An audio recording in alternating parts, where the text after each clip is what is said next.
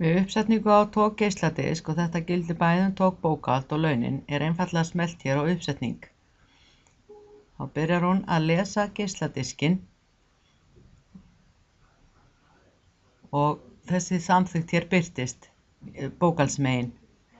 Við smellum hér á samþykkt og sjálfsögðu lesum við vel yfir samþykki og hvað við erum að samþykja og smellum síðan hér á áfram.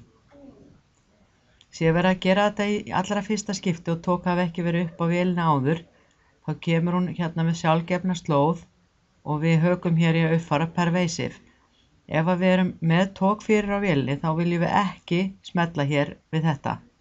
Við smellum hér á áfram og fer í gang keyrsla. Tekur hún inn fullt af skrám sem innihalda alls konar stillingar fyrir kerfið.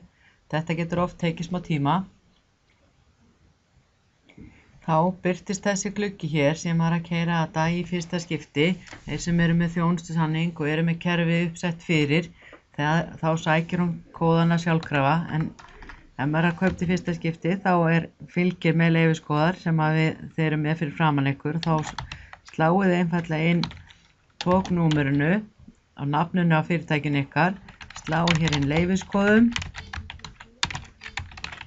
í alla reitina samkvæmt blaðinu